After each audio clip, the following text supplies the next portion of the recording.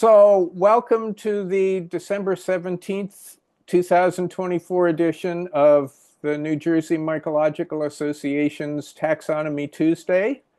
I'm your host, Mike Inskeep. We share our observations of mushrooms, help each other identify them, learn interesting facts about them.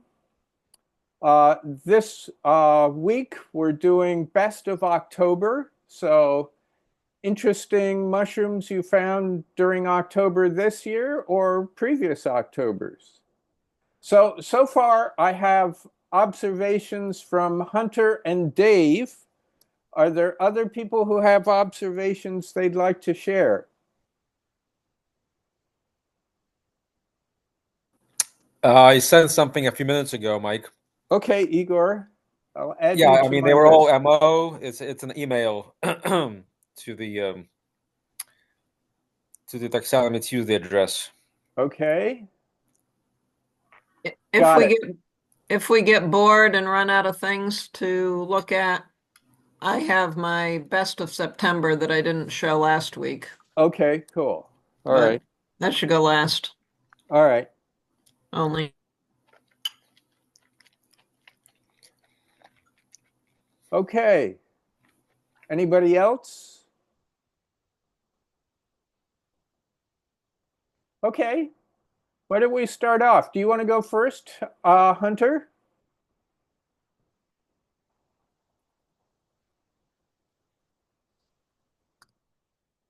Sure. So I'm actually finishing up showing my finds from the Gulf State Mycological Society annual winter foray that I was at last week. So yeah, so we can look at those. Okay. And yeah, so whatever you would want to put up there All right, cool. with. So let's go here. Whoops, wrong one. Sorry. Give me just a second. There we go. Okay, so I think this is the freckled dapperling Echinoderma aspera. And I learned that asper means rough in Latin, and I think that's describing the freckles on the cap, which you can see really well on the next photo.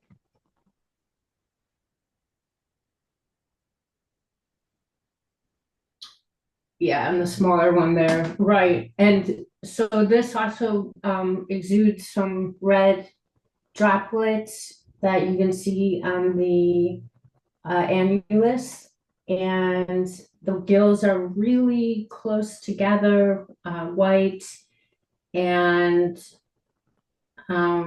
it grows often in wood chips, and basically that's what I'm seeing there. It was at the base of a tree, and so I'm pretty positive that's what this is, and I liked finding it.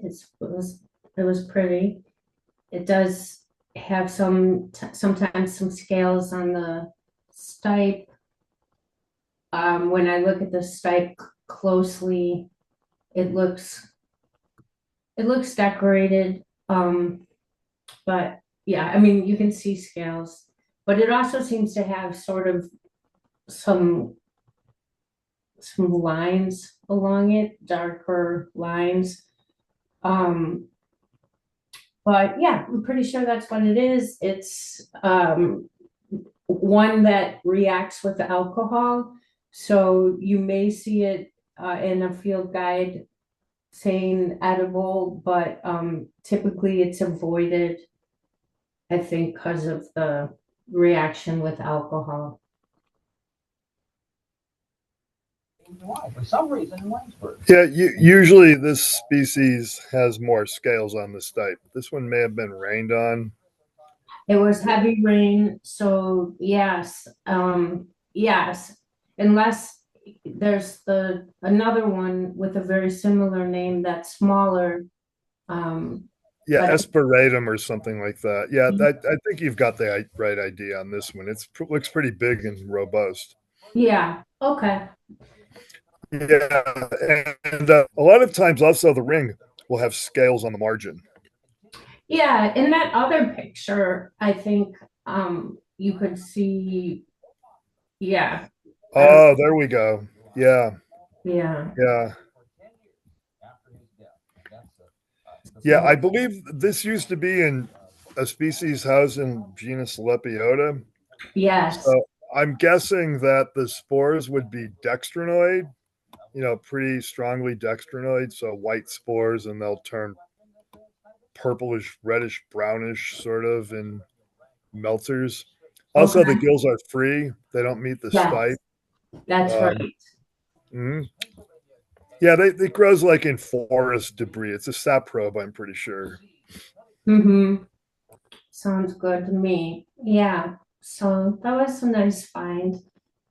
And we can move on. So this Amanita I found in the same general area in the same woods, and it's got striate margins that are pretty long, pronounced, and then a vulva, and I didn't really do any research, I just kind of was thinking it's fulva-ish, Amanita fulva-ish.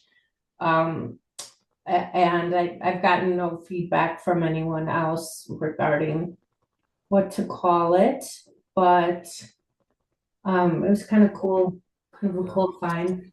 So Hunter, you don't mean to be suggesting Amanita vulvata, right?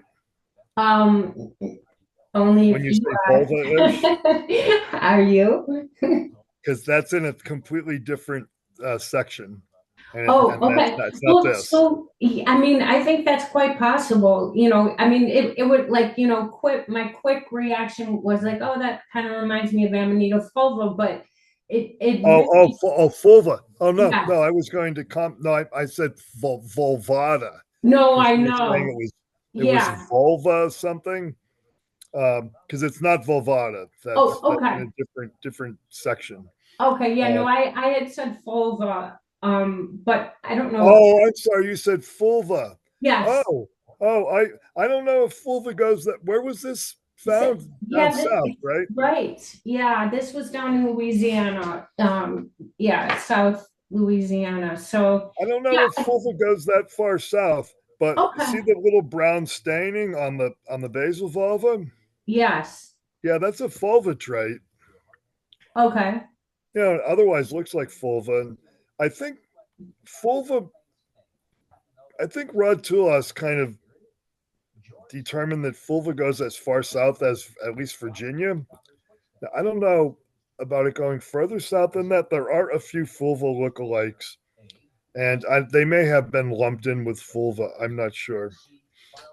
Okay. I don't think I got it up on the Amanita Facebook page. But I do have it up on I guess iNat, and then I tried to share all the iNats to Mushroom Observer, but I never checked to see if that worked. But yeah, I haven't gotten any feedback on this, so I'll look a little deeper into it and see. But I know I told Igor I'd show him any Amanitas I found, and really, it was a little limited. I think it would be perfect down there right now if any of you can get down there. There was so much rain as I was leaving, and it warmed up, but I was just starting to really get into mushrooms. Things were just starting to come up, but yeah. So I'll look further into it unless and Igor has any comments or anyone else. I don't have any Okay. comments. I think the vulva is very robust. here. Okay. You know, maybe it's just a projection, the way the photograph was taken. No, Uh, it was. how big was this anyway? I mean, the whole thing, the Um, mushroom. yeah, it was a good I would say almost 8 inches, probably How many? 8 inches tall. Usually fulva is more on the smaller side and more graceful. Do we have any more photographs of this mushroom, or this is it? Just the cap. I think there's another, yeah, close up of the cap shot. Yeah, well, the color is not really. Hmm. To me, fulva is more orange. mhm. The striations are really Yeah, the long. striations are darker and very long here. I don't know. I mean, the vaginatas are just I mean, you can forget about it. Identifying them on the field, that's just close to impossible. Mhm.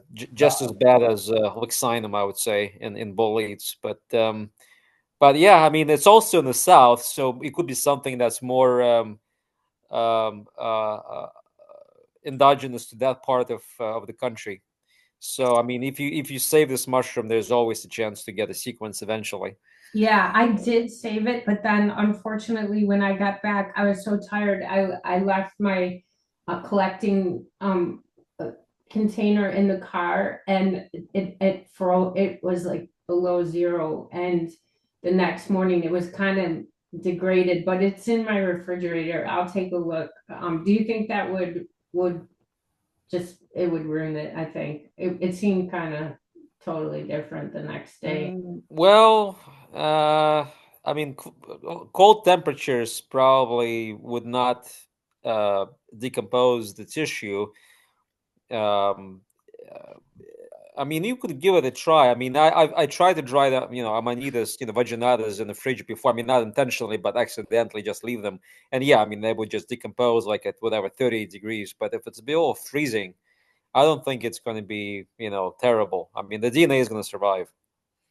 Well, actually, I don't know, Igor. Freezing and then thawing might not be the best thing. Stuff, organic material tends to Well, decompose rather quickly if you after thaw it and then decomposing. dry it, I don't think there's going to be anything terrible is going to happen, especially if it's a fairly brief period of time. Yeah, I mean, I perhaps. Um, I would hold my I, breath, 100%, but I mean, I mean, if it were just left on the counter at room temperature, for like half a day, I would say forget about it. See, that's the thing that I'm not so sure that's the worst thing in the world. I've sent things to Steve Russell that have just air dried, just sitting on a table, and he's got sequences out of them. I think maybe with some of the more robust, fleshy fungi, that might not be good because if you just leave them out on a table or something, they probably start to rot before they dry out completely. I don't know. I had, good experience with leaving boletes in a brown paper bag, for like, 2, 3 nights, before drying them, and they delivered fine DNA. I think it's the vaginatas, I mean, they were just not, they're thin fleshed, and I think they decay more readily. Boletes, are more composed in that way. So Right. Well, anyway, the vaginatae don't have a very good reputation of always providing useful well, yeah, but that's a different ITIs. that's a different problem. I mean that. Different problem. Okay. My, Yeah. my, Well, my experience with that particular example is that when Linus tried to sequence it, it was just junk. It was just he got nothing out of it. There Yeah. was no PCR product. It was just nothing. So okay. Well, anyway, one last comment.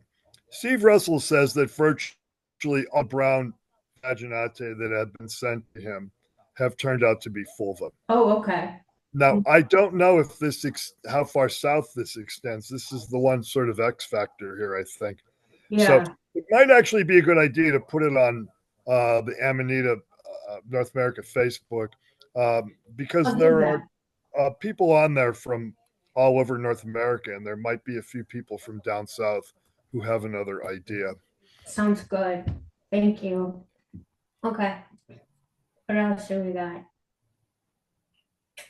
So These, I think, are some sort of Mycena. I also took that home. I have a shot of the gills.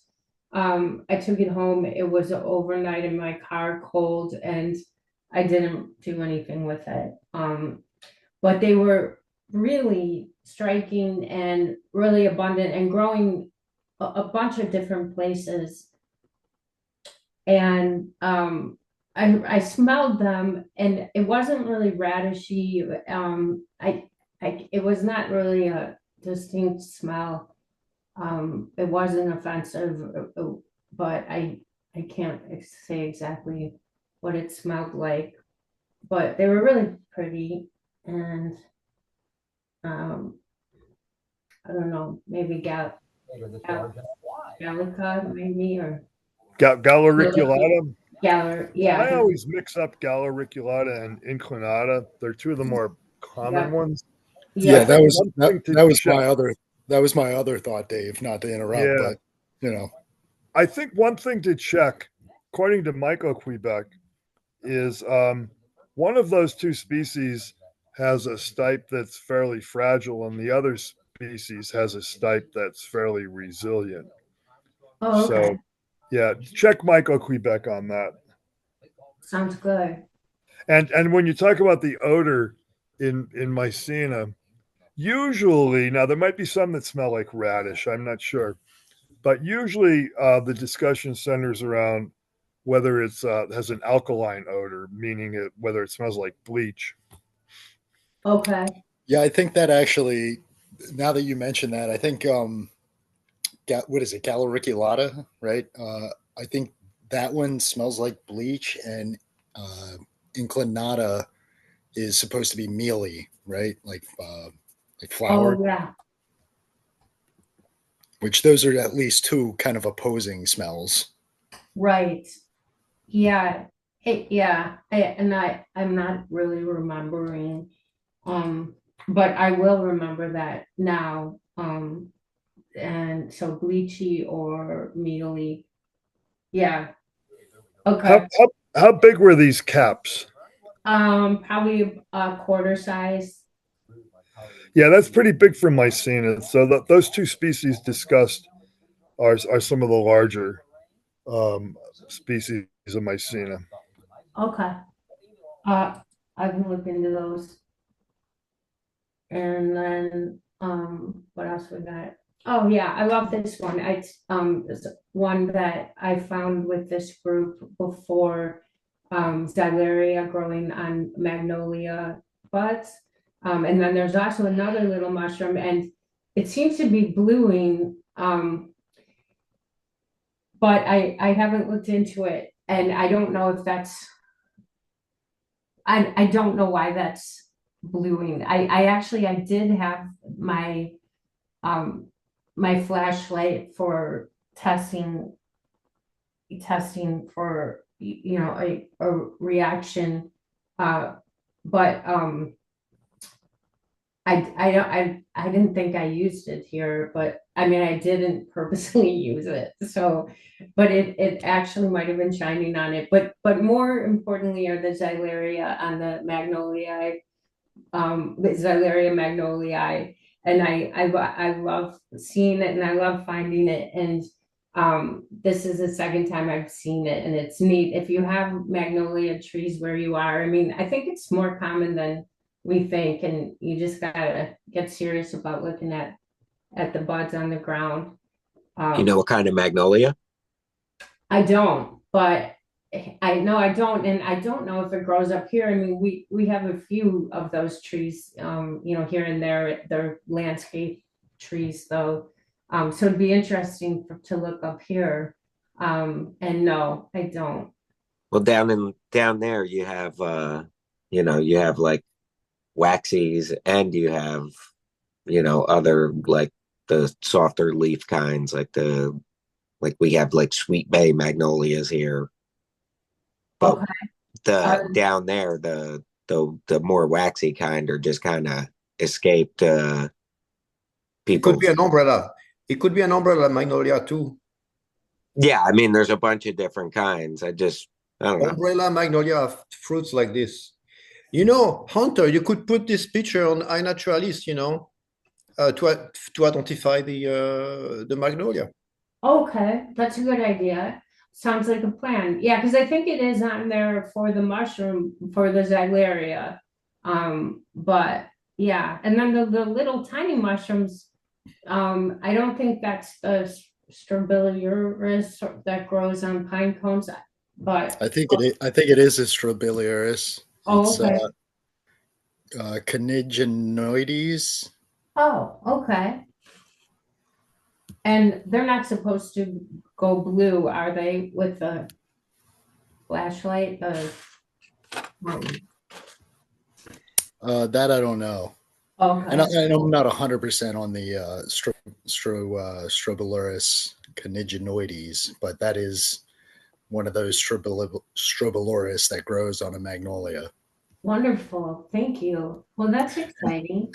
And I'm super jealous of this. I put it in the chat because I've been looking for this in New Jersey, maybe for 2 years.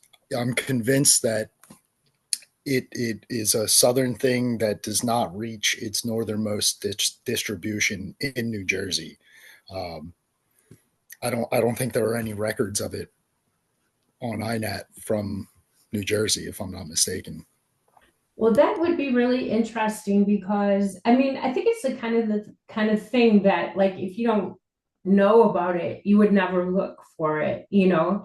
And so maybe keep looking, and I'll look too this summer, and who knows, maybe we'll find it, but yeah, or we'll learn that you're right, that it's just in the South.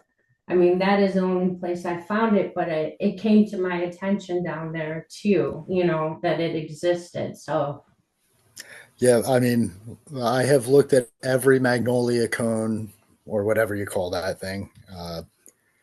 I've looked at every magnolia cone that I've come across for at least a year and a half, and I've never seen it. I find Xylaria liquid ambar, you know, the one that's on sweet gum.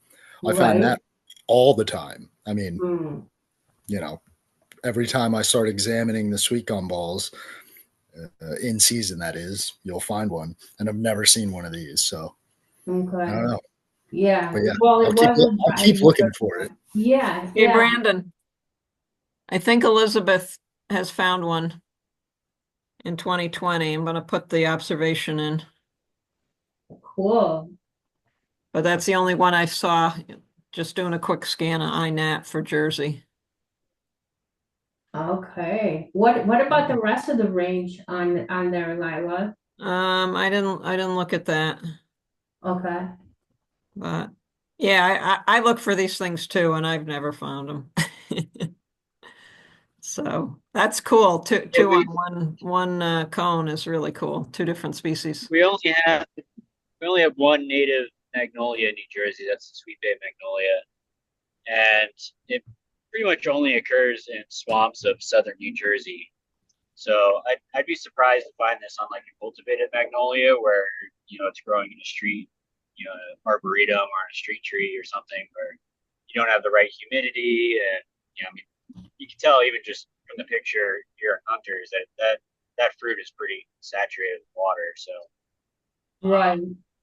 Yeah, there are some swamps in New Jersey that have, in South Jersey, that have some pretty old magnolias that it might be worth checking.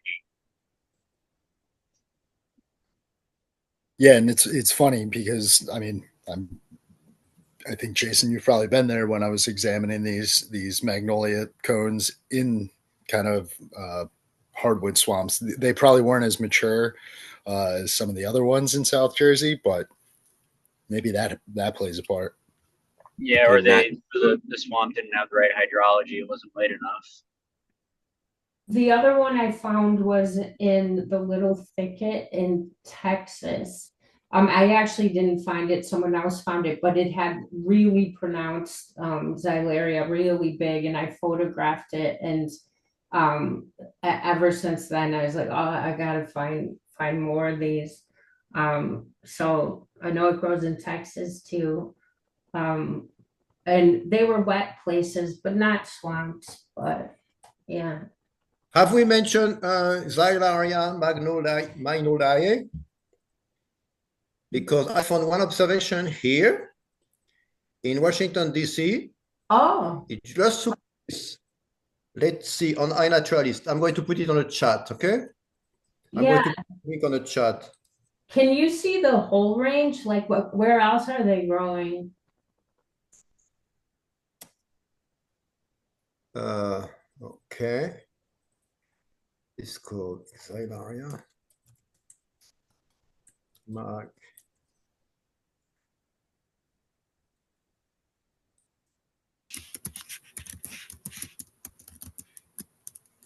No. Okay. I just put the link of the iNaturalist observation. It just looked like yours. So this is the one that Lila posted in the chat.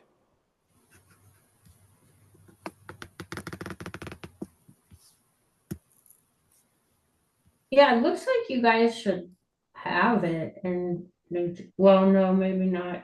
Yeah. Okay. Oh, that's of the Strobilurus, That's right. not the Xylaria. That's right. Oh, Yeah, and if you look at the distribution, like you were just asking, I'm on Mike. If you can go to Xylaria and click on the map, the species, yeah, yeah, that's what I was just looking at from oh no, actually from this. Yeah. Okay. because I've looked at it a bunch of times, and if you go to observations and then go to the map,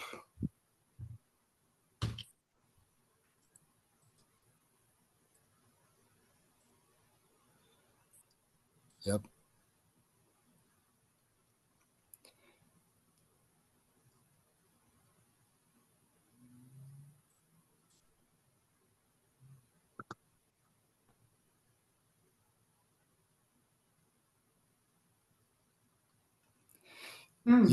You can see it like it. There might be a couple observations in Delaware, but Well, I don't see anything in Delaware. I see things in Virginia and one outlier in Western Pennsylvania.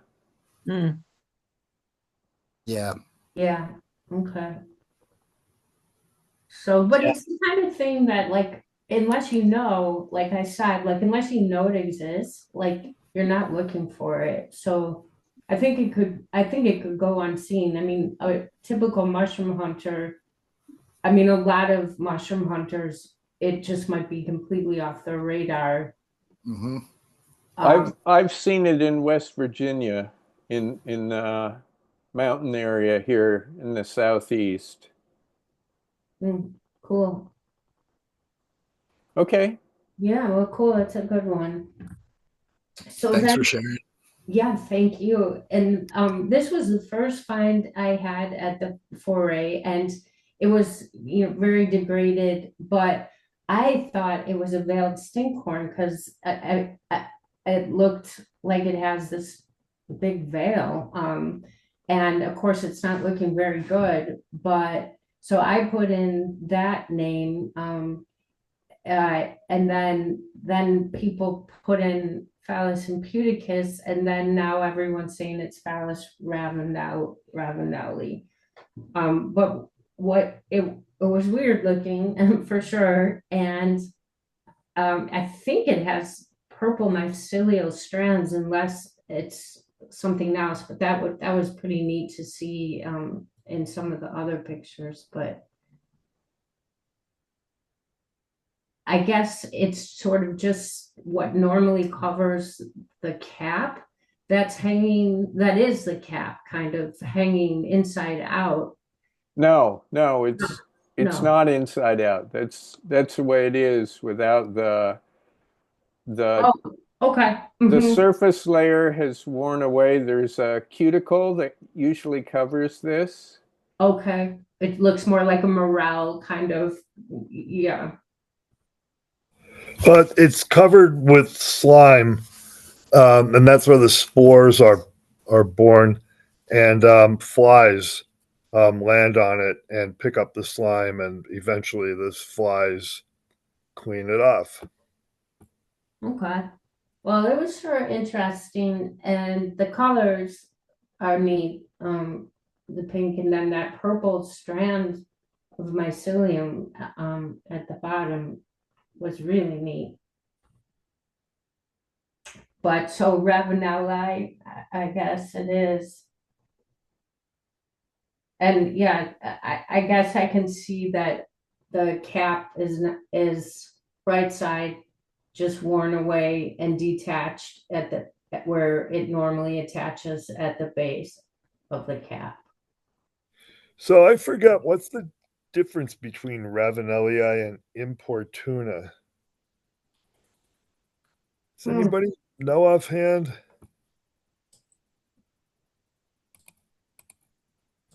Let me look on Michael Quebec.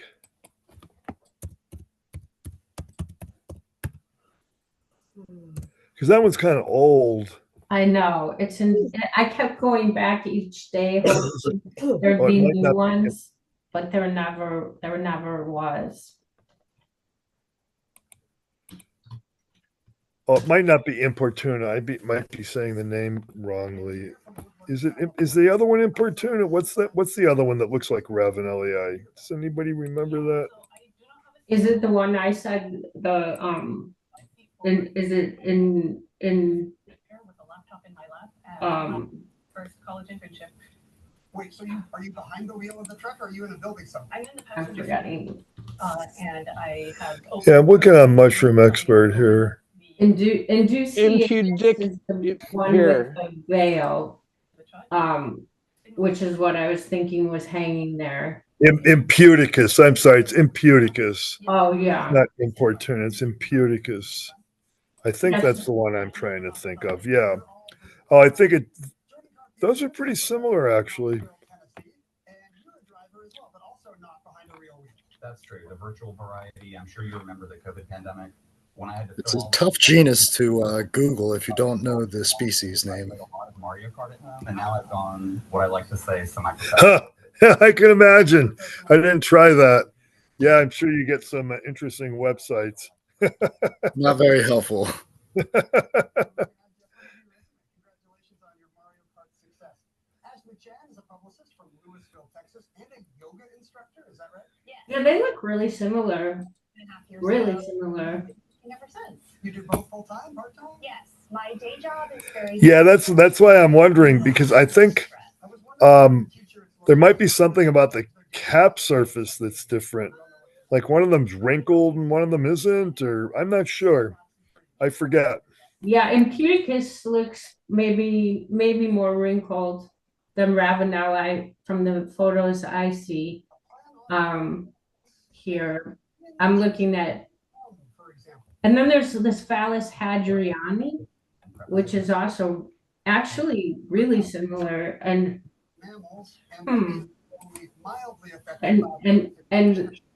I'm seeing a lot of this pink base, but I think all of those have pink eggs that they emerge from. They're pink, Amphibians of the order Anura, smooth skin and long legs versus rough skin and short legs. Impudicus will kind of look like a morel from what I just read. The cap part of it, once it's cleaned off, it's pitted like a morel, sometimes confused for a morel.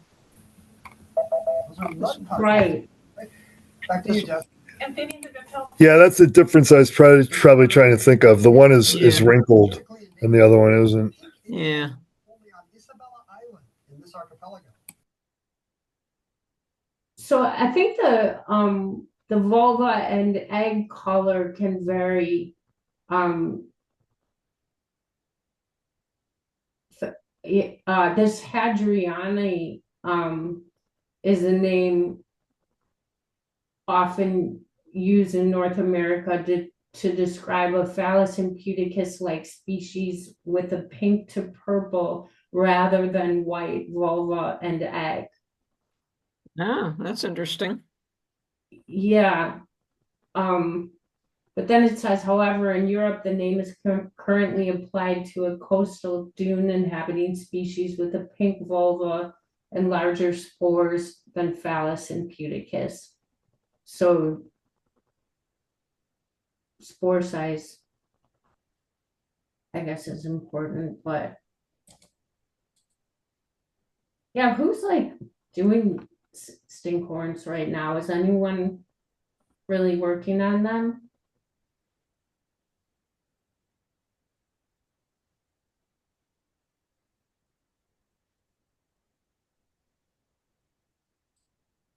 None of us.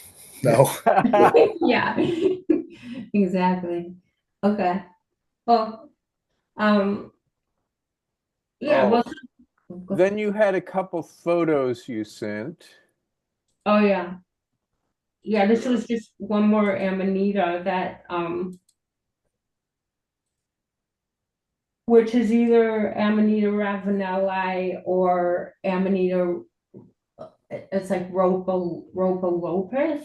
So Logan Weidenfeld, he dug one of these up, and the first day to just show people like how to dig one up, and then the last day I was like, I want to go back and see if there's any more of them, and then I dug this one up, and he was calling it this rhopalopus, I believe, and but when I read more about it, it sounds like it could be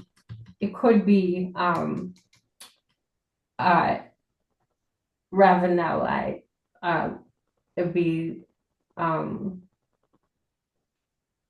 I'm yeah. not sure if any of those names apply to these Amanitas because I see the habitat here is coniferous, and to my knowledge, both rhopalopus and ravenelii only grow in hardwood forests. Yeah, I read that too. Rhopalopus, at any rate, I saw was oak primarily, and yeah, this was mostly pine. Sure. Don't either of those two species, don't they also have large basal bulbs?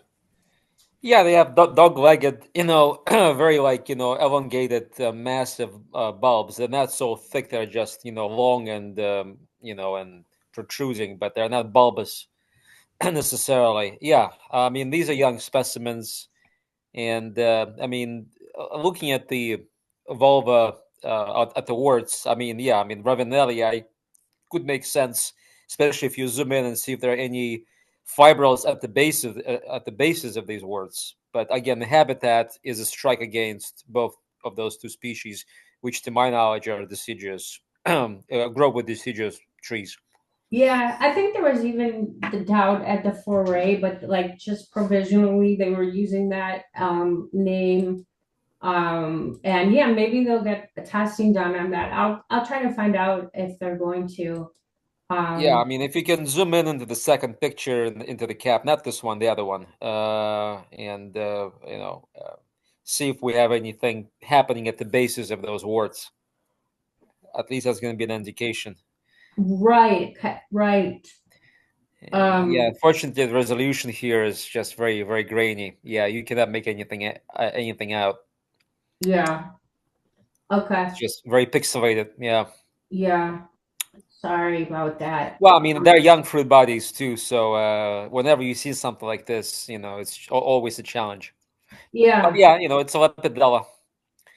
It's Yeah, a that's pretty. lepidella of some kind, in a broad sense, that is. Something from section. Well, I can tell you that interestingly, ravenelli is in section Strobiliformis, not in Rhonacensis. So you don't Okay. even know which section, rhopalopus is in. I think that maybe Rowan O'Kenzie, but I don't know. I mean, like I said, nobody can ID these to certainty. There are no type collections. There's just no references. That's it.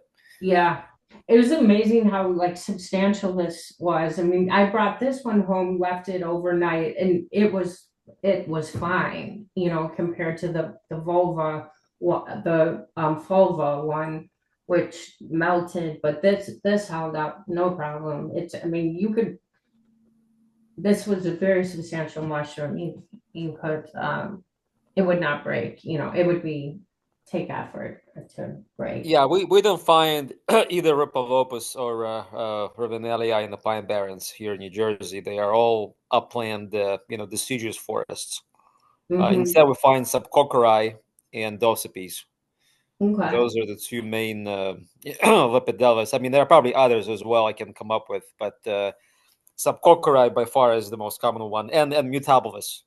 I mean, I wouldn't call it common, but we find it too. But that's a totally different beast. It's subsection Limbacula because it does have a a limbate vulva in a manner similar to the destroying angels, but clearly that one is a lepidella. Not to mention that it stains raspberry color when you cut it. Yeah. Okay. Well, it was pretty neat to just see because we don't have these. I've never seen anything like it. I was amazed. Yeah. Yeah, and so much of it was underground, as Lila said. It just you kept digging, and I mean, I still broke it at the very end. It kind of broke, and I think I put it together for the picture, but Yeah, these species have long radicating bulbs, including subcoccori. So you have to really dig them out. Magnoradix, I think, is the lepidella that I think beats all of them. I mean, that one, as the name suggests, projects really far into the soil, the bulb. Very carrot-like, not necessarily bulbous, just very long and protruding. spiky almost. Yeah. Yeah. Cool. But I'm not even sure if Magnoradix grows in the south. I mean, it would be great for me to go there, but not for 3 days. I mean, I cannot go there for like 2-3 days. I have to stay there for 2 weeks. Good idea. You should. You should. Yeah. I want to go too.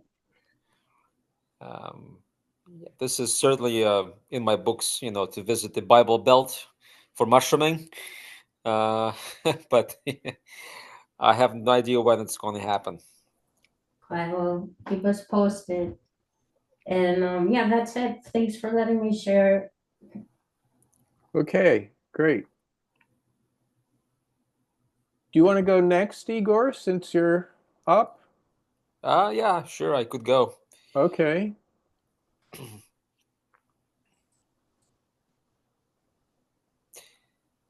So the mushrooms I'm about to show you, I think at least 3 of them, I would say 3 of them you already saw maybe like a year ago, because they all date from October of 2023. So I think I showed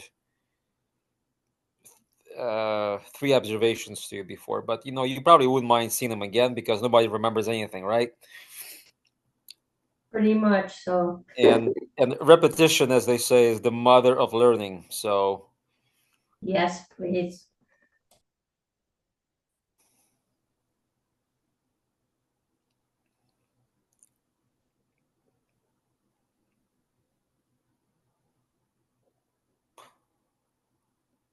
Well, Mike, I send you observations. I don't have anything to show on my own. All right. Oh, sorry. I was not sharing my screen. Oh, okay. Sorry. Okay, all right. So, I mean, most people here probably have seen these in the New Jersey Pine Barrens, and these are very attractive boletes. They are obviously from the genus Leccinum in a strict sense. This is Leccinum vulpinum, to my knowledge, and I'm not going to go into that rabbit hole trying to tie in the DNA and species. The DNA can distinguish between 2 main branches of sectional Leccinum. Sectional Leccinum is comprised of Leccinum that have orange or red caps. Not a brown or gray or any other color. They are orange, like this. And of course, the color varies, from lighter orange to brick red and sometimes very, very red. But, here they are, and these are pine associates. So DNA can basically tell you the difference between pine-associated sectional Leccinum and hardwood associated sectional Leccinum, and that's about it. Species wise, very confusing, both morphologically and DNA. I mean, this is just like a nightmare. I mean, this is like your worst nightmare. But anyway, these are vulpinum to my knowledge because I did sequence them and I believe they are, and that's the best I can give you. If you disagree with me, that's fine because I could be wrong. It's always a pleasure for me to see these things just poking from the pine needles, and they're nice, they're hefty, they're delicious, they're just gorgeous, gorgeous bullets. Classic vulpinum, Leccinum vulpinum from the Pine Barrens. Beyond this, Igor, did you see any of these this year? No, I didn't even look. Yeah. It was just terrible. Yeah. It was so dry. I saw one. I can tell you that. It was late in October. Actually, I thought it was Tylopilus, and it was growing closer to the ground at Brandon Burn along the paved road. And I thought, oh, it's probably just Tylopilus Phallus. And I lifted the cap carefully, and I saw this scabrous stipe, and I know, okay, it's not Tylopilus Phallus. There's no reticulations, they're scabers. It's like Leccinum vulpinum. It's just old, not so much old, just kind of faded away, very washed out colors. Nothing like this. Nothing lasted too long this summer. Yeah. Are these mainly a fall species in the Pine Barrens? Yeah, we find these like in mostly, sometimes you can see them as early as late August, maybe early September, but by late September, they're out, and October, it varies, but I think the peak comes in maybe the first 2 weeks of October, and then it sort of trails off into November and sometimes early December. So yeah, we find the red cap conifer associating Leccinum here in Northeast PA. Sometimes in the fall, but more often in the summer, and sometimes early in the summer. Sometimes like around the end of June, early July. If we went to Stoke State Forest, Lake Aquatunk, and we found some red cap Leccinum in there too. I think I got them sequenced. ITS and TEF1. I don't think I was able to conclude anything definitive, but yes, they can be out in June, and I've certainly seen in the Pine Barrens, that is, these vulpinum growing in May, late May. So yes, so they like to grow both in late spring and the fall, and they skip the summer season. Oh, so it's also a split season in the Pine Barrens. Yes. Okay, that's interesting. Yeah, they are really good to eat too. I like these big. Yeah, lovely, especially buttons like these. Before they unfurl their caps, and there you can already see they're massive. I mean, I don't have like large hands, but still, I mean, these are. If you were to let them grow to a full size, they would be like tremendous. They would be huge. But I like them like that when they're firm and fresh and young, and no worms, no bugginess. They're just great to pan sear or dry for later usage. Yeah, and then there's ones that grow with like aspen and birch and oak. Yeah.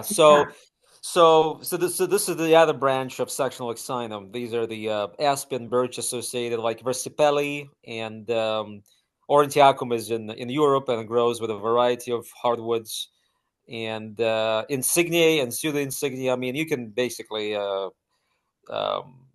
get confused yourself with all these names because they're meaningless, because nobody can ID them to a certainty. They all kind of look the same. Yeah. Maybe Sectastaceum has much darker scabers, all like black and very dense. But even that species, you have to really do a lot of work. So all that work has already been done by Dentinger and his students, and they've sequenced all the type collections of Leccinum from Michigan. And of course, as you know, Smith and Thiers were pioneers in that regard. But I think they just overdid it. They have created too many species names, and those names are going to disappear because allegedly they've been seeing the same species over and over and over again and just describe them as different entities. But again, all these things have been sequenced, and it's just a matter of time before we start at least getting a little notion here and there about what these things are genetically. Cool. I don't think they have vulpinum in Michigan. Maybe they do.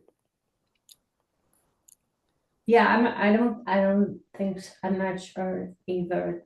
That one's new to me. Right. So this is a Tricholoma, and it's a rare one.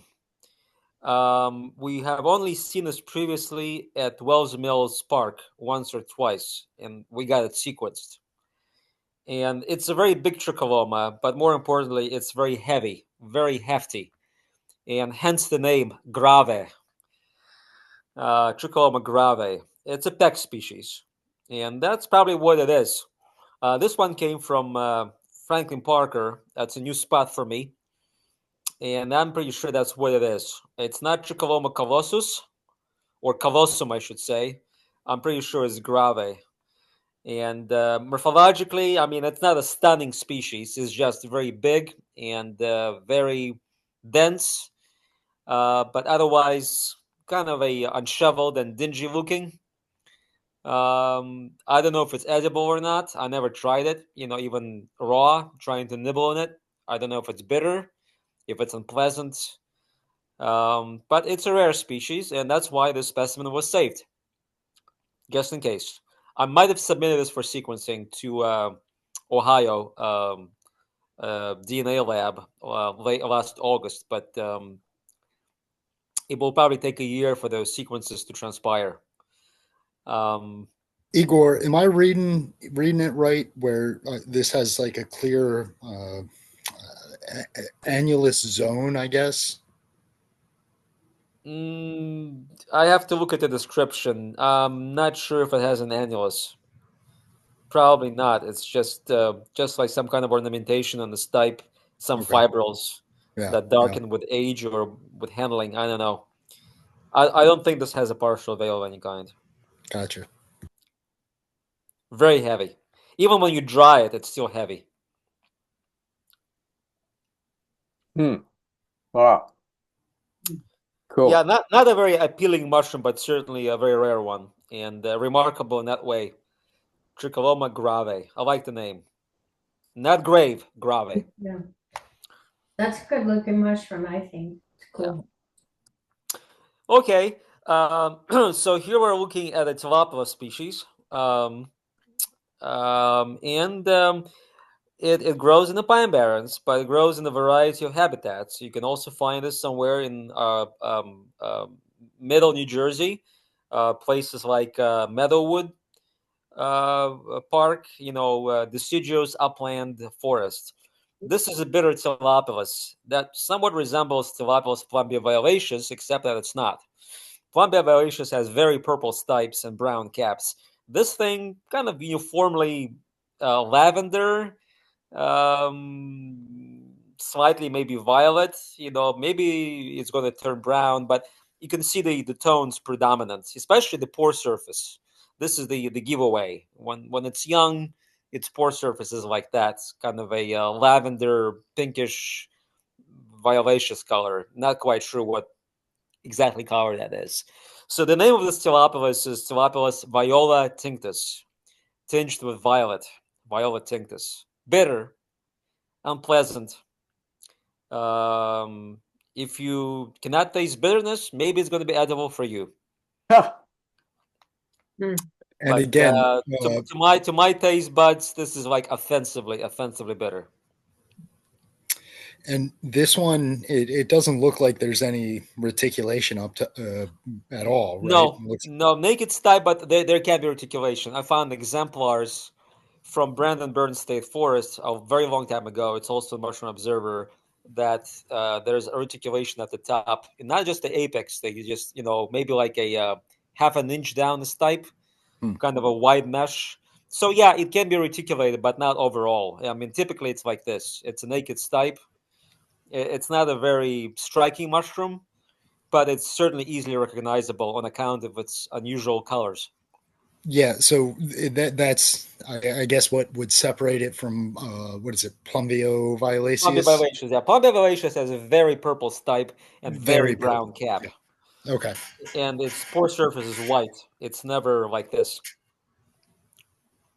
And almost always like obviously reticulated, right? No, that one No? is never reticulated. Oh, Yeah, but very okay. few Tylopilus Cool. species are reticulated. Most of them have glabrous stipes. I mean, not reticulate, I would say, is a better word. So yeah, and Plumbea violaceus also grows in a variety of habitats, just as this one. It also grows in the pine barrens with oaks. So you will find it there too. A lot of bitterness. A lot of bitterness. Okay, I mean, I just love Leccinum. This genus just befuddles me, and will probably befuddle me for the rest of my life.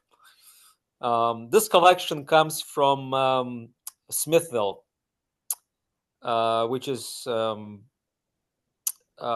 in Southampton Township. This is where we had our mini fungus fest, sort of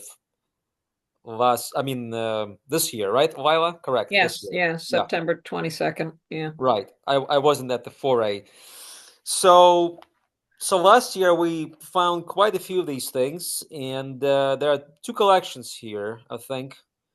One mushroom, actually, the one that you see on the extreme left is a different species. I accidentally just put it there, but it's a different species. So the four that you see here are the same, and there are two collections of it, 3+1. I already forget which is which.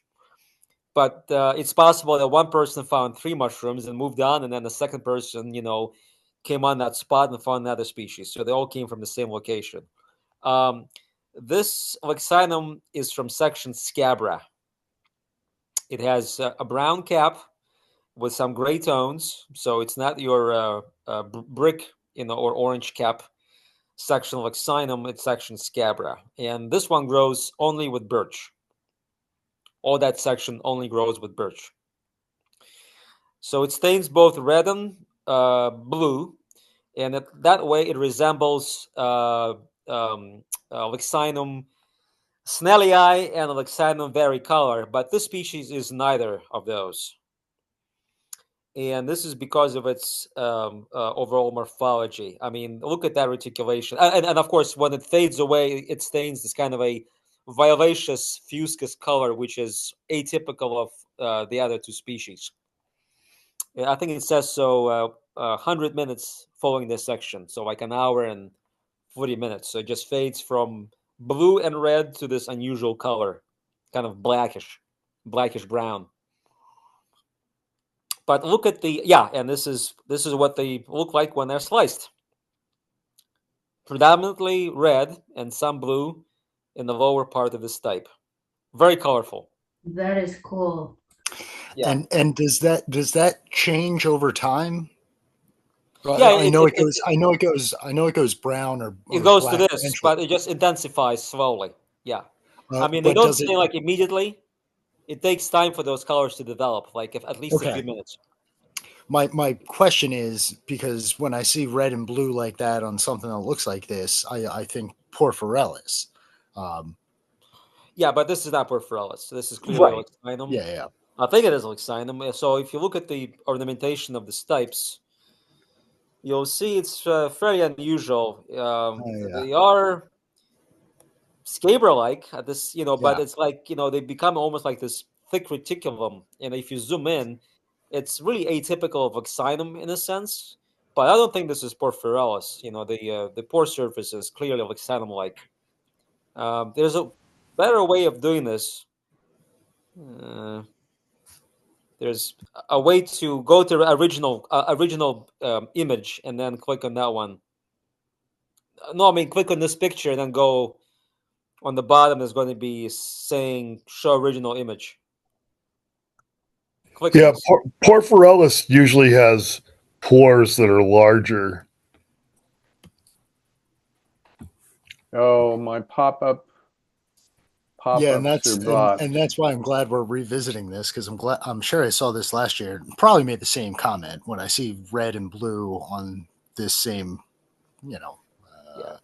obviously this isn't Porphyrelis, but I didn't know Leccinum, went red and blue.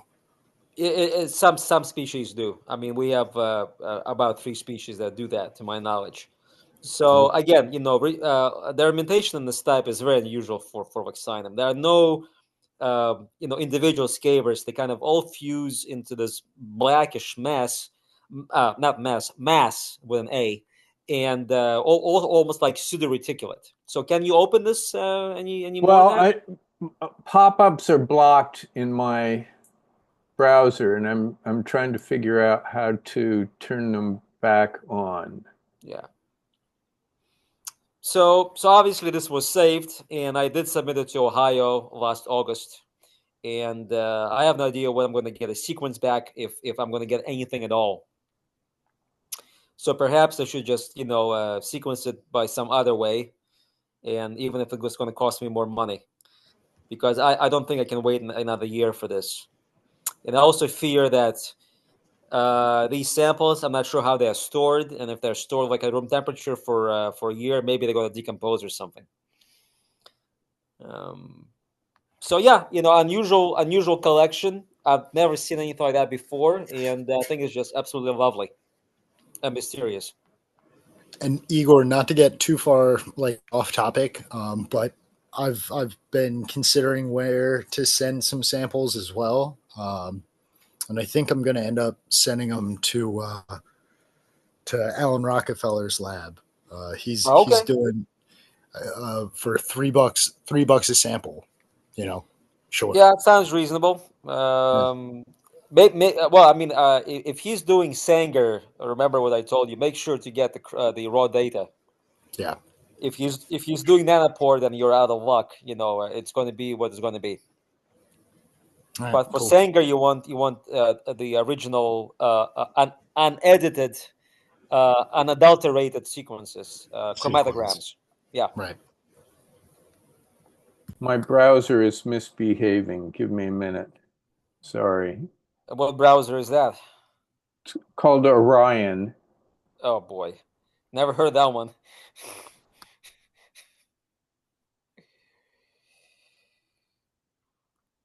All right, so I just have one more mushroom. Yep. And it's also going to be a Lexinoid bolete. Any questions about any of these species? While Michael is trying to recover here. recover, Yeah, I got a question for you, Igor. All right, Jason, shoot. Sometimes I hear Tricholoma grava be called Melanoleuca gravis. Do you have an opinion on which name is more valid? Okay, so as I said, not this collection, but the other one from Wells Mills got sequenced, and I think they also got sequences from southeastern Canada, that's Michael, Quebec, which were identical. And the ITS sequence is only 85% similar to anything in Tricholoma. So I'm pretty sure it's a Tricholoma, but I don't even know what section it is in, because it's a very, very unusual Tricholoma. It must be like an outlier, from a lineage that's extinct and very, very ancient. So I don't think this is Melanoleuca. To me, it's clear Tricholoma, both morphologically and genetically. If it was Melanoleuca, you could test the spores for amyloidity, and Melanoleuca have strongly amyloid spores. At least the warts are amyloid. They're warty spores, actually, and I think Tricholoma spores are all pretty much smooth. Right. Well, grave, I would put grave, if I were just looking morphologically, I would put grave next to colossum. But I'm not even sure if these species overlap in terms of being in the same section. But, colossum is also this meaty, huge, very imposing mushroom. It is white spored, though, I imagine, right? Yeah, they're all white spored. Yeah. This is not a Melanoleuca gestalt to me, and Dave has more experience with Melanoleuca. But what I know about Melanoleuca, I would not call it Melanoleuca. Just from the overall morphology. It doesn't bring Melanoleuca to mind really, except for the notched attached gills, maybe a little bit. Melanoleuca have mostly pretty close gills, like closer than these even. Right. And I think they're more slender. They're not as meaty For or the most clunky. part, yeah, more slender. Yep. More graceful. Yeah. INAT lists Melanoluca gravis, or grava, whatever it was, as an inactive taxon, but that's not the end all be all of that. Right. Okay. So we have one more mushroom, and I'll try to be brief. Okay. All right. So this also came from Smithville, from Smith's Woods on Route 38, near Vincenttown, also from 2023. And it's a Leccinellum fungus. I would not call this Leccinum. So about 5 years ago, Michael Kuo and Beatrice Ortiz Santana, who I think works for a state agency in Wisconsin, I think, decided to consolidate Leccinum into a single genus. So they brought a lot of species into it that are not, Leccinum in a strict sense morphologically. And genus Leccinellum came into the spotlight as being polyphyletic, meaning that it had multiple origins. It did not have a single common ancestor. So Leccinum section scabra and section Leccinum all come from the same original ancestor. So that particular um, uh, genus or section of the genus is monophyletic. Leccinellum, or what we believe is Leccinellum morphologically, is not. Obviously, there will be such a thing as Leccinellum sensu stricto, based on what the type species is, and then when you do your genetics, anything in that clade is going to be Leccinellum. But for now, Leccinellum is a very broad, messy genus. But again, Kuo and Ortiz Santana collapsed everything into Leccinum. I'm not happy about this. I think everything is going to be broken up again because that's what DNA does. And I'm a splitter. I don't like to be a what's the opposite of that? Lumper. Lumper. Thank you. Yeah. But if Leccinellum is polyphyletic, maybe at least for the time being, it probably makes more sense to just collapse it into It makes more sense, and they gave a very convincing argument. If you read their paper, it's a very good paper. At least the way they argue about this, it's very smart. But just because your statistical software gives you Leccinum as this one big messy clade, it doesn't mean that it's true. And besides, it was not whole genome; it was just like a selection of loci, albeit maybe 4 or 5 of them. Anyway, so you can see here that you have scabers and you have these pitted caps, but they're this interesting color, kind of a yellowish brown. And it doesn't look like your section scabra, nor like your section Leccinum. So, and the staining is also, the pores are kind of yellowish when they're young, and then they fade away. And the discoloration is just this black. And there's also this interesting yellow line below the cuticle. So all these things just turn black. Fascinating species. Of course, you have things like Leccinellum / Leccinum crossipodium, Rugosiceps, Grisium. They're all kind of Leccinellum-like. And I don't know which of these species it is, if any at all. But I just thought it was a very, very interesting collection. And of course, it's saved. There might have been, I think, 3 collections here, but it's the same species, clearly. No question in my mind. I think Lizzie, the Chico, collected one of them, the one on the bottom, the small one. It's her collection. So yeah. Can we go back to a shot on the cap on these? Absolutely. Were they kind of not pitted, but ruffled or something? No, they were clearly pockmarked. Yeah. Yeah. So Leccinum albellum is your other Leccinellum. It's neither section scabra nor it's section Leccinum. It's something else. And your Leccinum longicurvipes, which is also Leccinoid fungus, is also an outlier genetically. It just doesn't fall into that core section scabra and section Leccinum, which I think is the true Leccinum in my mind. Yeah, you mentioned a couple of the other like Rugosiceps. I think I heard you mentioned Leccinellum type things. Yes. And that's kind of, I don't know if it's indicative of all of those outliers, like Leccinum adjacent things, but the pitted cap or some sort of ornamentation on there seems, is that, am I reading that right? Yeah, Leccinellum is really has well, I mean, species in Leccinellum sensilato, most of them have rugolos caps. Yes, so this is one of their trademarks, like this. And albellum can be very also shallowly pitted or has more precise spits, and a lot of these things do. So this might have been growing now with oaks, but with Jason, what's the name of that small tree? Caprinus? Hornbeam? Oh, Carpinus caroliniana.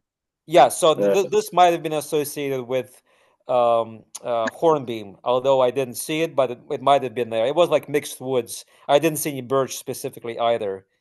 There's one species of Leccinellum called luteum that's growing with Caprinus, and that thing is also a mystery. But there's a sequence. Now we have a sequence from the type collection from Michigan, so we can probably by sequencing get an idea, a notion of the species concept for that thing. What foray was? Yeah, this was Smithville, Smith's Woods, last Okay. year, October 1st.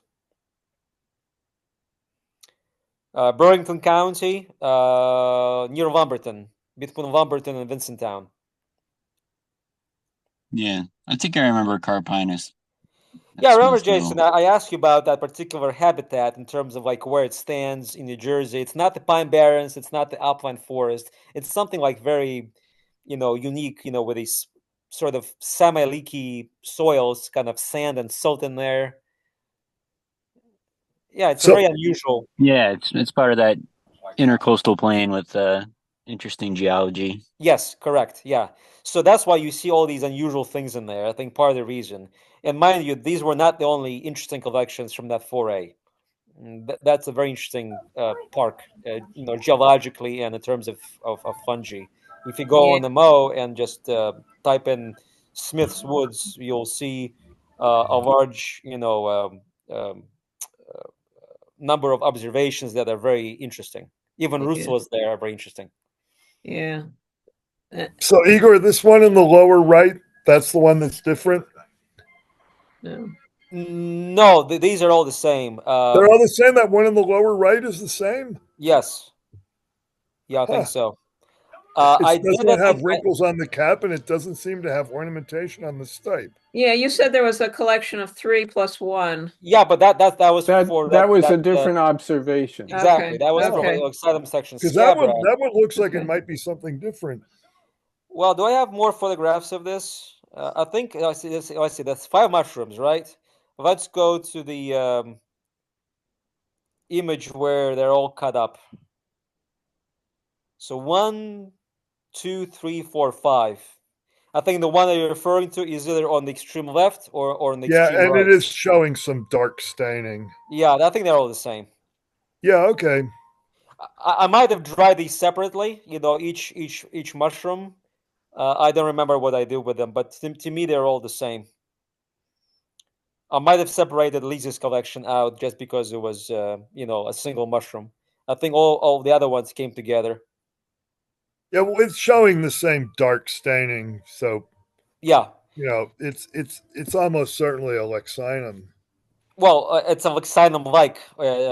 Leccinum-like, right? Well, Leccinum in the broad sense. Exactly. It's Leccinum in the sense of Kuo and Ortiz Santana, which I disagree with. I would not call these Leccinum. But for those of you who are interested, I can forward the paper, and you'll see their clever way of. Yeah, so we're going to have this huge and messy genus, but it's better than have 10 genera, because we hate proliferation of genera. We were against making taxonomy proliferative. Okay, we have to consolidate, even though it's counterintuitive morphologically and otherwise. And what else did they say? Oh, and we're not going to even create any sections for this messy genus Leccinum, you know, this is going to be like another paper. I'm like, okay, fine. I refuse to believe they're Leccinum. Sorry. That's how I am. I like more genera. And I told Colin Damnauer, who is a student at Dentinger Lab, and you know, they're the ones who are going to make this tremendous breakthrough quantum leap in terms of understanding boletes through the sequences of whole genomes. You know, I told Colin, I told him, we're going to have as many genera as necessary. As long as morphologically and genetically, both, you know, morphologically and genetically, you can prove that they are indeed a distinct genus. Right. But, you know, where you have like 115 of them, so it's going to be a finite number. It may be 130, it may be 140, but it's going to be a finite number. It's not going to be a gazillion boletes out there. Okay. All right, guys, that's all I have to say. Thank you very much. David, do you want to go next? Sure. Thanks for sharing, Igor. Those were yeah, good to go great back and look at. observation. Those are really good. Yeah, thank you. My pleasure. Thank you. Yeah, so some of my more interesting October mushrooms we've already seen, and that would be from this October. So these are new ones. I don't think I've shown these yet. These Agaricus were growing in needle litter under pine, and I think white pine, but I'm not sure. I forget. Might have been a different kind of pine. There was more than one kind of pine where we were staying for a couple of nights on Cape Cod. So notice the membranous ring from the partial veil. Also, the gills seem to be going from very light to maybe almost skipping the pink stage. The one on the right here looks a little bit pink. Now that seems to suggest section arvenses. However, these had no detectable odor. Really? And the ring doesn't really look like a ring from a fruit body representing section arvenses. So I was tempted to try to eat these, but no odor and a membrane. There's another adjective they use for the ring, felt like a felt like ring, right? It's really, some of those are poisonous, at least the ones that grow out west. So I did not try to eat these. We were on vacation. I didn't want to risk, A bad time to get putting a sick. damper on Yeah, vacation. don't do that, Dave. I think I might have a name for you. Yeah, you proposed a name for these. Vinacio something? It is It's on the vinosobrunneofumidus. Oh, okay, no Venetia, right? Okay, it's on there. It's on the observation. So these do have an odor, and maybe they were young, you just didn't smell it. But they have a typical kind of a bitter chocolate, kind of an almondy odor. Oh, I didn't get any odor on these. Yeah, and None if you drop at all. KOH on the cap, it's going to turn green. Oh, well, okay. And they like conifers. So what's your ID on this? Bruni. Yeah, it was vinosobrunneofumidus. Brunio. Vinoso. Vinoso. I'm going to type the name. Okay. Agaricus. I think if you just show the page that shows the whole observation, there you go. Down below, I think there's probably a species proposal down there someplace. Oh, you're just showing the image though. Oh no, that's the observation. Let me log in. You're now logged in. That's why you cannot see whole pictures, because you're not logged in. That's why you cannot see the blow-up images. They probably blocked you from doing that. They weren't showing because pop-ups were being blocked. And when I quit the browser, and it logged me out. Oh.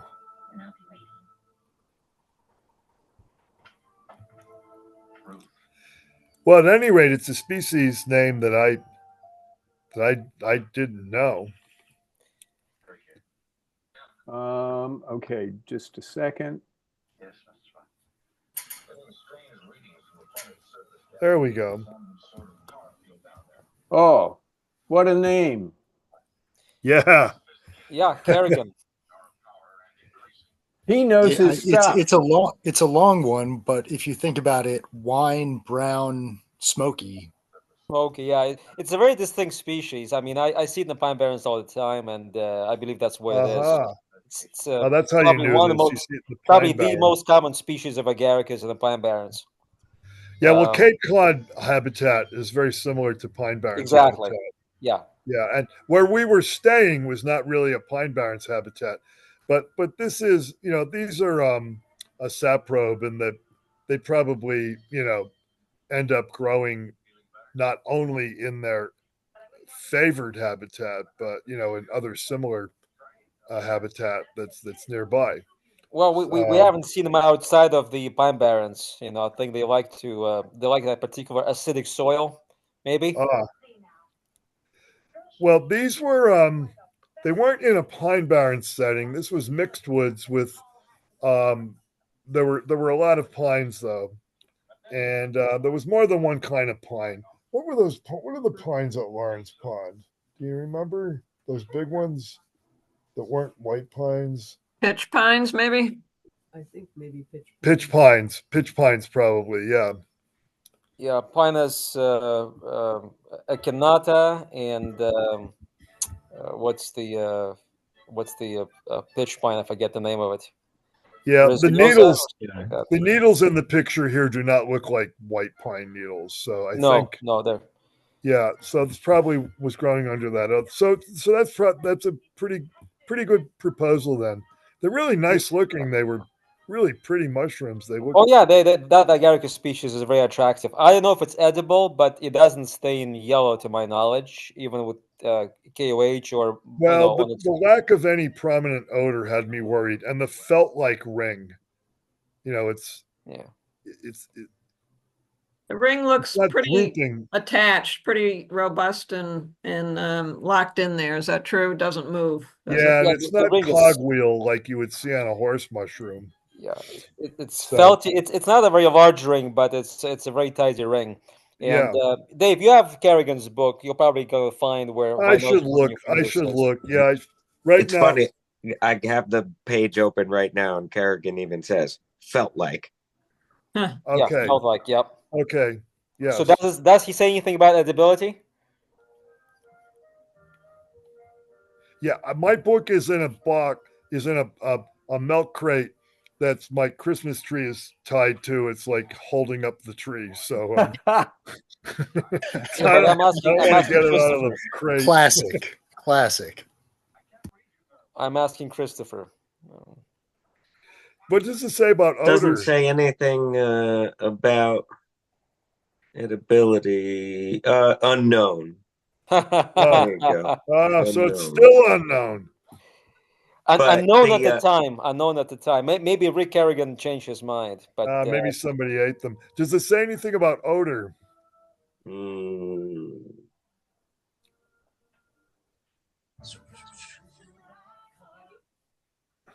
Odor indistinct of mushroom. Yeah, mine smell like licorice. I think a little bit. It had an odor, but I have to check my notes. But it was interesting too. The what he says about the color of the gills, white at first, later pale flesh color and faintly bruising, more rose pink. Like that's like exactly that picture. Yeah, it's very they were very faintly pink. I didn't find any real mature ones, with the spores that turn the gills brown, because eventually that's probably going to happen with these. But that doesn't give you much information anyway. That's just the spores. And the spores are brown on all these Agaricus. Pretty attractive looking though. Yeah, very nice. Yeah, they were really cool. It's a I really like nice that species. tricholoma you had. So a lichen that we don't find around here. We don't get this around here, do we? This what's the name I have posted here in Imshagia? Imshagia? Oh no, Yeah. I have not found that around here. What is it? Placarodium? Yeah. Yeah. So that was something we found on Cape Cod. Karen hadn't seen it before, but I guess you identified this, right? And Yeah. so Jason is here. Maybe he's seen it. Yeah, we get two species of Imshogia in the Pine Barrens, Placarodia and Alarides. Alarides is more common, but this one is Placarodia because of the apothecia. Alarides doesn't make those apothecia. Ah, The genus is named after a lichenologist by the name of Henry Imshog. Oh, there you go. So there's another observation that's just sort of it's on the same line as this one. If you click also that one very quickly, you'll see there's another one that Karen identified as the same species, but this is a strange one to me. It looks almost like there's more than one thing here, but I don't know. Or is it just more mature, maybe? I think it's just more mature. Mm-hmm. I'm gonna put a link in the chat. Do those small apothecium things in the first one that he had open up into these? That's what it looks like. Yeah. These disc-like Yeah. leaf things, yeah. Would have been able So to Mike, I just put a link in the chat for Jason Hollinger's website. Oh. He's been liking Wow. it. And here you can see both apothecia kind of in both stages, the larger and the smaller ones on the same thallus. Oh, there it is. Yeah, that second version with the apothecia all opened up and kind of expanded and a little bit flattened. Karen got some help from somebody at NEMF who knew the local lichens.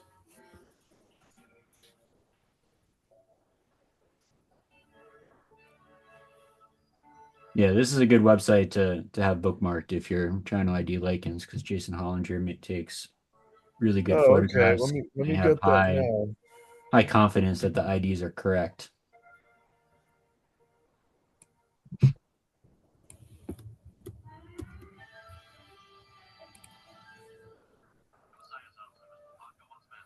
Both good virtues, good photos and good IDs. Right. Not easy to find in the world of lichens. Right. Well, the two people I saw. Any chance these could be hallucinations? One hallucination flattened me with a cloud on the jaw.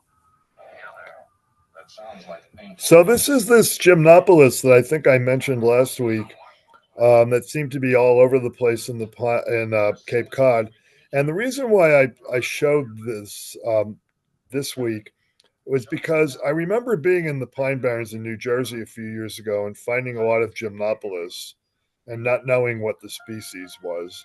And I think it's this. So Gymnopolis flavadellis. And this name is backed up with some genetics. So I didn't know what it was.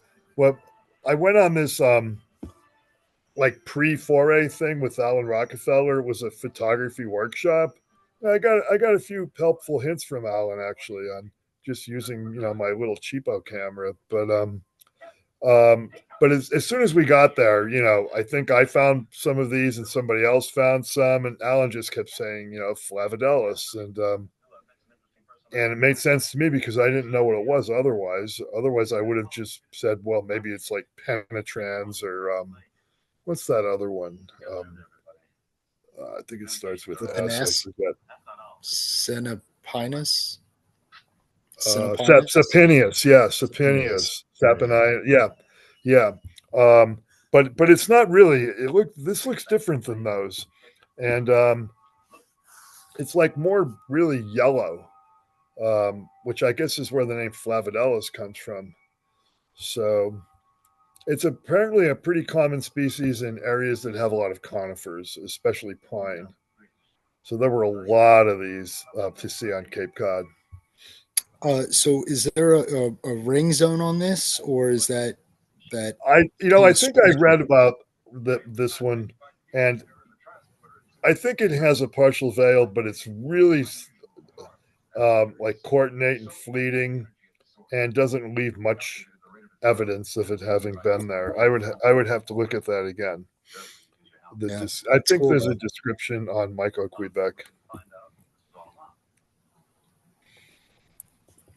I didn't look at spores or anything like that from these.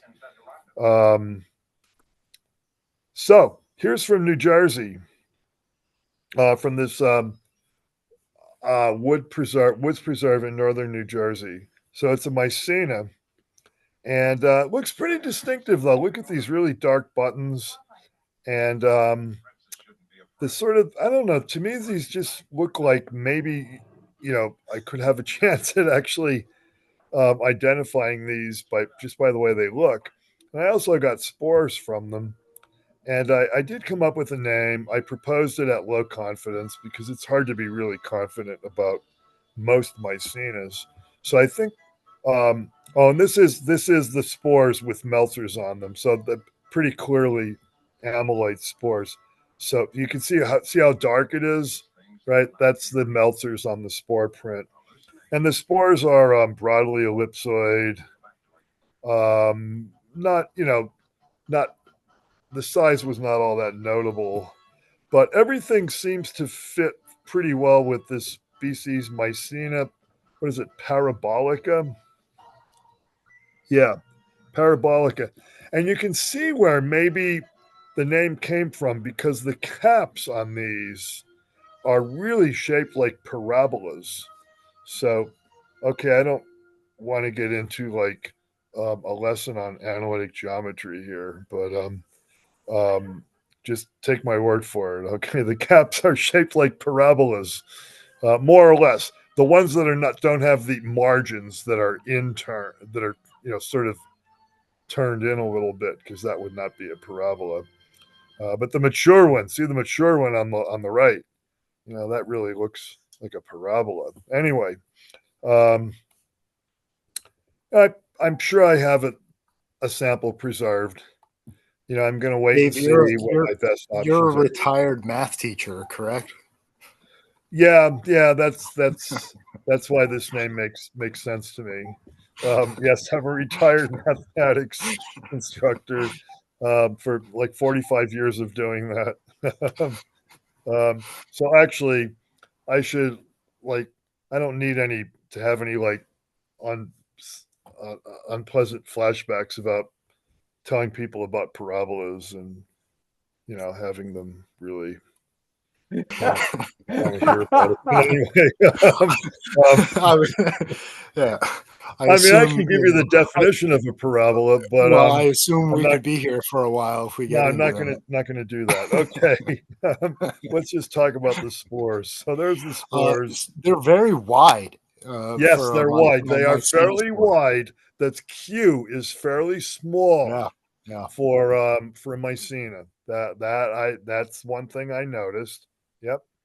So I think there's a chance, that this might be a correct proposal. I'm just not, when it comes to like Mycena, outside of a handful of species in each case, when it comes to Mycena, Russula, and Cortinarius, I usually don't feel really, really confident saying much beyond genus. But it's good to, come up with something at least as a possibility. And this looks like a decent possibility for these. Growing directly on wood too, that was another thing that matched up. So those really dark caps though, that kind of struck me. There are other Mycenas that have really dark caps, but most of those I think are moss inhabiting. So this was from Pennsylvania, from the Poconos. So this is not a rare species, Chlorocybora. This one is Aerogenescens, right? Not Aerogenesoides or whatever. What did I have there? Because I mix these names up all the time. This, at any rate, Yeah, this is the one. Aerogenescens. Aerogenescens. This is the one with the small spores. And to really be sure of which species you have of those two, you really should do some microscopy. And it's not that hard. You just take a couple of these caps and lie them, concave side down on a slide, and you'll probably end up with some spores. I didn't get a lot of spores out of these. In fact, I think I may not have even seen a print. But if you can blow this photo up by going through that little procedure with the view original file or whatever it says, and then but even if you don't do that, you can see here these really thin spores. They're very thin. They're only probably no more than 2 microns wide, probably less than that, probably more like 1.5 microns wide, and up to about 8 or 9 microns long. So that's how I know that what this species is. It's not the other one. It's on birchwood. You can see there. So not a rare species, but just an example of something that where a little bit of microscopy can really help you straighten something out. Because I see so many observations of Chlorocybora online, and people will say, well, it's the one or the other one, but they never have any microscopy to back it up. And it's not that hard to do, really. That's cool to see that microscopy. Yeah, the other species has spores that are a lot larger, up to like 15 microns long or something like that, and a little bit wider. So it's not that hard to tell the difference. So, Brandon, are you ready to go? Yeah, sure. All right, go for it.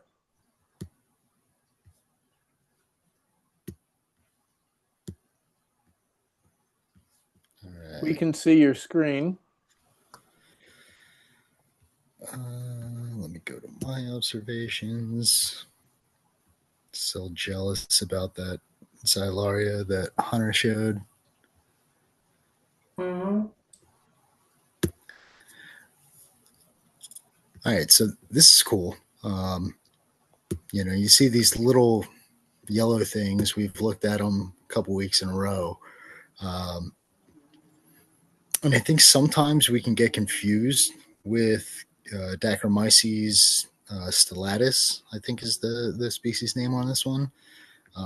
Because every now and then you come across a lot of them where they're like popped, right?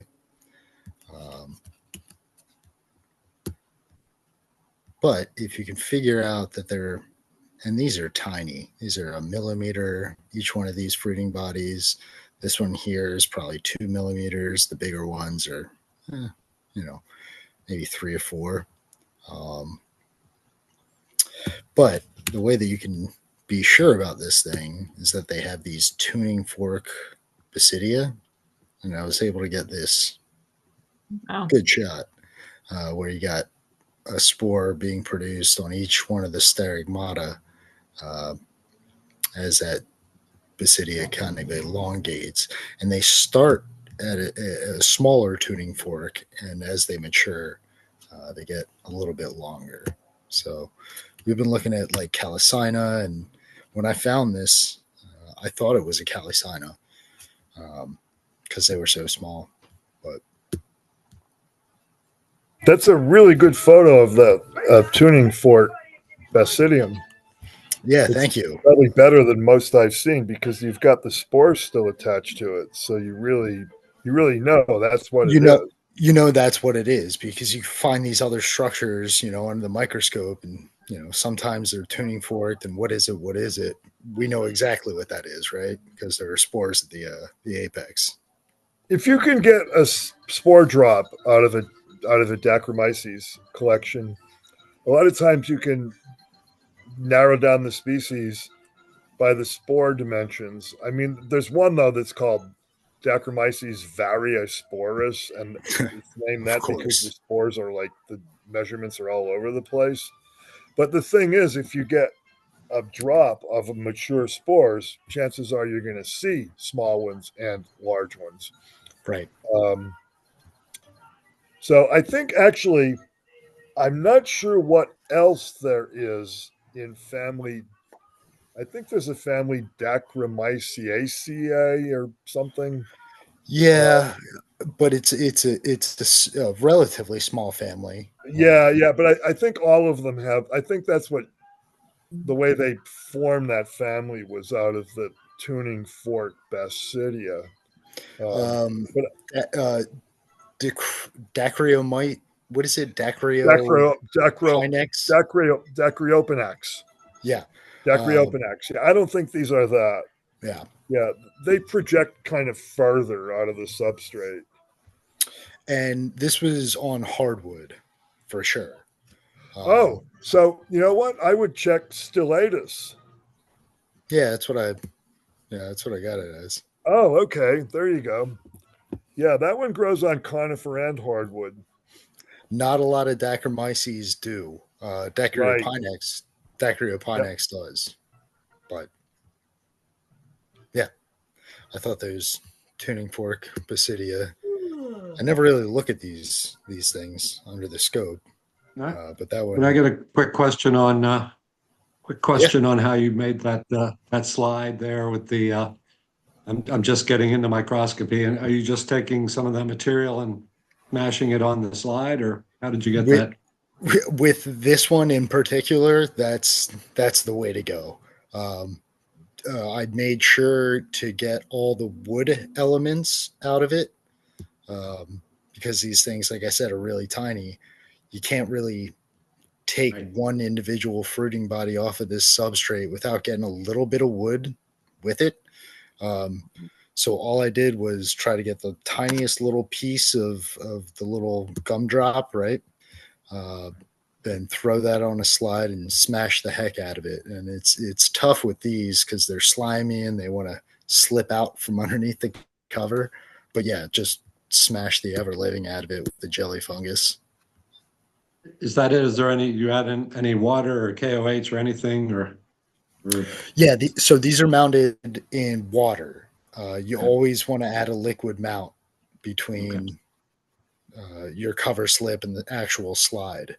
And if you don't have cover slips, that you need to get some so that you can smash them down. And that's how you get everything on the same plane. Sure. Okay. Thank you. So, Brandon, how do you do your smashes? You like use an eraser and a pencil and push that cover slip down, or? Yeah, I've gone through a bunch of different things to do my taps, but right now I have a Kim wipe, like a lens wipe, rubber banded over a pen cap or a eraser on a pencil, because I was getting marks from the actual eraser on on the cover slip, which was a problem. Yeah, a problem. Okay, so now I have a Kim wipe. Yeah, Kim wipe rubber banded around the eraser. Okay. I find that like stuff like that's a little small. Like sometimes I'll just take another slide because it's heavy and it covers the whole surface. So you're not putting pressure on one little spot. That's interesting. Can you get close enough though with the? I was going to say, glasses no, not that I'm. You take it off. Yeah. The slide is just the you just do that. Over you the smash cover it. slip, and then I see. Oh, that's a really good idea. Yeah. Surface area, right? Yeah. That's exactly it. Yeah, less apt to break it too. Yeah, good. Nice. I went back and looked too, the tuning fork thing. I have a tremella I have it labeled as a tremella, but man, I just looked at the microscopy and boy, tuning fork. So now I'm all messed up with these What do the spores Dacromyces. look like, Chris? Tremella spores look a lot different. That's a good question. Yeah, tremella spores are like subglobose to globose, pretty big. These are things look like more like teardroppy. It looks grubs or like in mine. Yeah, that would be, I mean, somewhere in between those two descriptions, right? Like allantoid or. Oh, allantoid. That would suggest Dacromyces or something in the Dacromyceaceae. Yeah, those ones that you have there, they look a slight bit allantoid. Yeah, most of them are septae. Sometimes it's hard to see the septa though. And these are, you got to remember, these are immature. I didn't really, take a spore print of the thing. This is just from a smash mount. Right. So it's probably a good idea to use a stain because I think Yeah. some of those features might be highlighted. I'm always worried with the stain that it's going to wash out other features. You know what I mean? So I feel like my red you know what? pulls warts off the stain, stuff. If the stain is too heavy, it sort of obliterates some things that you might want to see. So I know what you mean, and sometimes I just kind of play it by ear. Sometimes if it looks like there's, like if I use Congo red, if it looks like there's too much, I'll put a drop of H2O on and then just blot it off a little bit to sort of thin it out before I do the Well, mount. I mean, so like strategically with this one, I knew that I was going into it looking for tuning fork basidia, and if I could catch this, with the actual spores at the end, I don't think there's much I need to stain anything else for. You know what I mean? This is really good. The thing that a stain might bring out a little bit better are the septa. Right. And if I looked at it and didn't see any tuning fork basidia or something like that, then maybe I would have delved in a little bit deeper. But it doesn't. You didn't have to here. Yeah. When you strike gold, it's a you stop genus at digging. least. Yeah, if you can figure out essentially what the thing is, if I need to go back at it, I always have these things dried. So, and Mike is here, and I found this today. Oh, okay, cool. Now, I don't know what to call this thing because this was on a fallen hardwood tree, and you can see how small it is. Well, according to the current status of these tiny mycenas that grow on moss-covered bark, I believe it's either pseudocorticola or melogenii? Something like that. Yeah, I have melogenea as that's what I'm calling it. And one of the two is like more purple than the other, I think, is one of the things they point out. I forget which is which. I think there needs to be more work done on these. I don't think I tend to agree. I don't think you can confidently identify anything. I think you can only go to section on this. But I think I would also agree it's either melagenia, or pseudocorticola. I think corticola is out in northeastern U.S. Am I wrong on that, or do we have corticola? I think Michael Quebec agrees with what you're saying.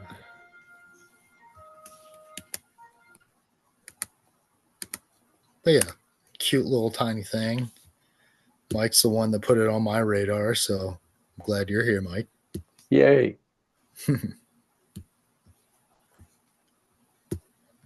And I didn't even collect that thing because I wouldn't know what else to do with it. Oh, Right. this would be good. They're so small. Yeah, I mean, by the time I got it home, it would be invisible no matter where I put it. But we were talking about, Dave, I think you shared a thing that we landed on Serena unicolor on. Yeah, and I had suggested maybe this species, but I'm pretty sure you're right. The thing that we discussed of mine is almost certainly Sirena unicolor. I looked up a bunch of other observations, and yeah, I was think this is asking if what I showed last week might be this tonight. Earlier I was looking at this and we were calling it the violet cord polypore, the yeah, tricapsule. tricap. that last week that was colored Yeah. like a tricapsule though. Okay. Yeah, and the underside sort of looked like this, but Yeah, the underside had really long lacerated tube walls Yep. like this does. The thing with this, and I've found this in like drought conditions. We've actually had some rains here in Jersey, and it's been cold, but it got warm the last couple days. And I went out today and I found a lot of things that were really fresh, and this was one of them, like super fresh. And when you find these things fresh, they very much have like a what's the elastic kind of almost gelatinous thing going on with them. I don't know. It's very unique, the texture of these things.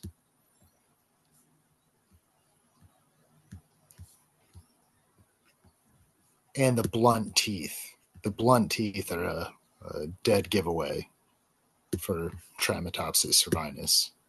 I'm pretty is sure. that the one you can actually like pull apart and it stretches, or it's that's a different one, I think.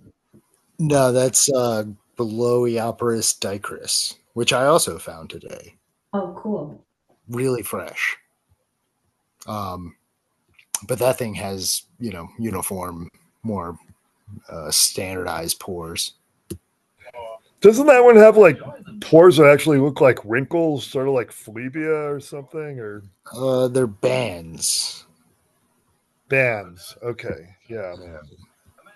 Little So it's- urpexy even, isn't it? A little bit. No, Here they're it is. yeah, they're pretty. They're way less urpexy than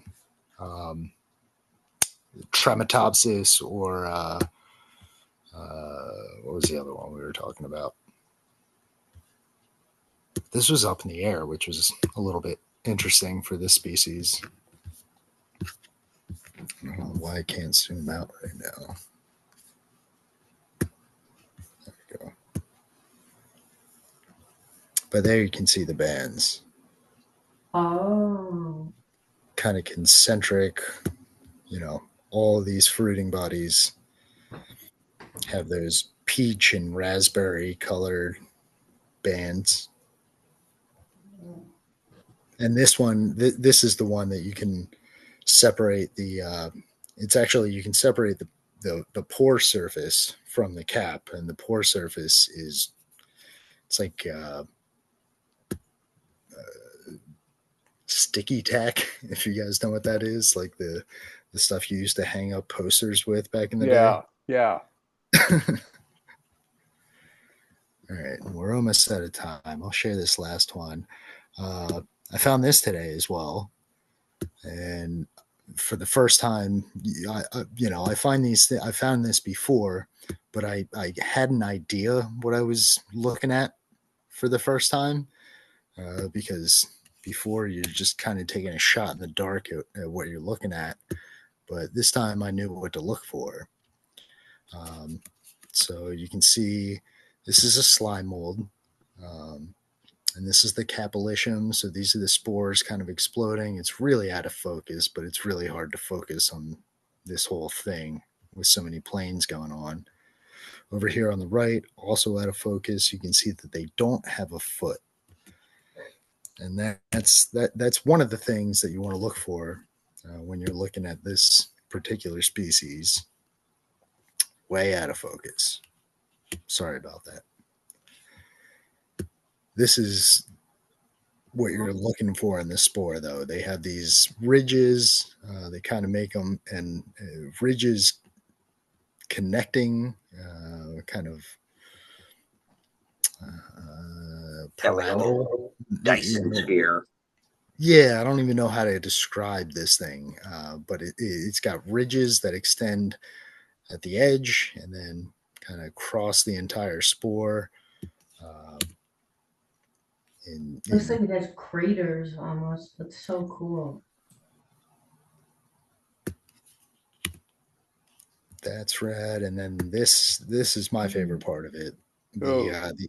The end of the capillicium have these points that kind of go into a hook, and then have this beautiful like braided pattern, twisted braided pattern. This is under the stereoscope, and that's to show you that it doesn't have a foot down there. And I didn't get the best photograph of it because I can't take a good shot through my stereoscope. But it's not on a little stem, right? This whole fruiting body, individual fruiting bodies that are just growing next to each other, don't come off of a little stem, and that's one of the things that you need to identify with Leccinellum, whatever it is. And then here's the end of the capillicium again. Look at that. That's so cool. These are great photos, Brandon. Good job.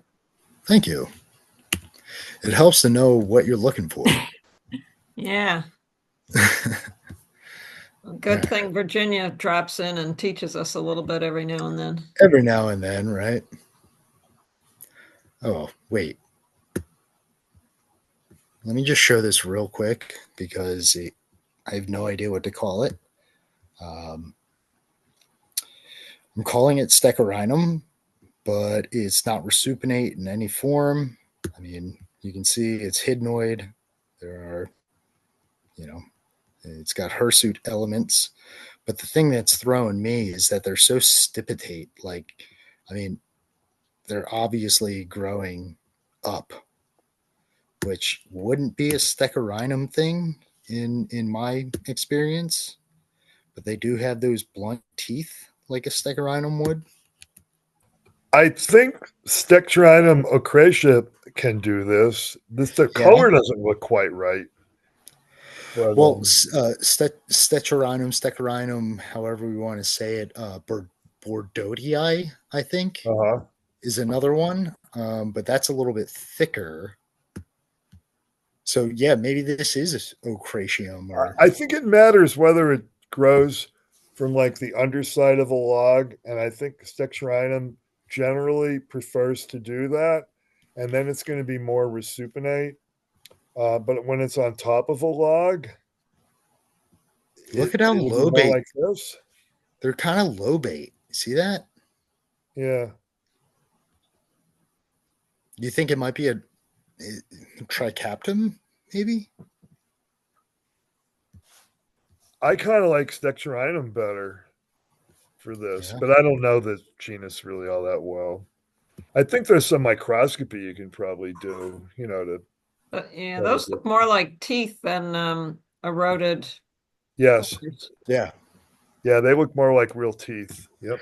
And you can see where I handled it kind of went more orange, which that's definitely in my experience, when you handle a Stecherinum or Stecherinum, they do that. They kind of stay in that color. Ochre. It's pretty interesting. This would be a good thing to preserve some samples, I would think. Yeah, I've got a couple of them. I've laid them out for spores, so we'll take a look.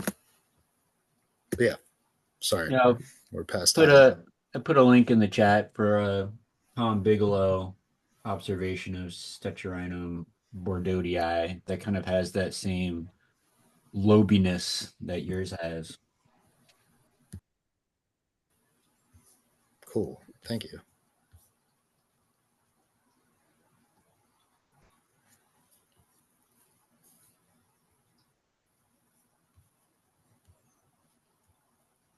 Yeah. Yeah, that seems pretty good.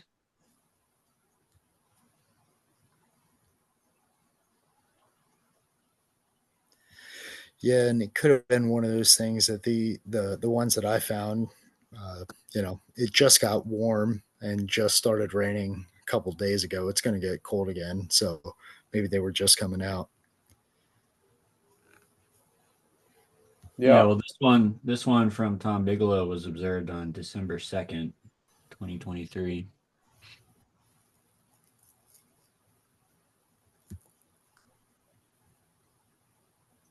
Cool.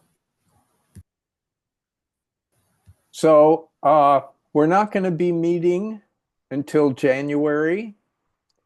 That means we're going to be skipping the next 2 weeks because of the holidays. So have a good end of the year and enjoy the holidays and come back with, well, we'll be in touch with what we're going to do next time. Yeah, well, we may, since it did warm up and got wet, maybe there will be some fines. So maybe we'll do member fines to start off, and then I know, Jason, you've got some lichen topics. Maybe we can get into that a little bit and do some more best of and work our way through some things this winter. But Great. everybody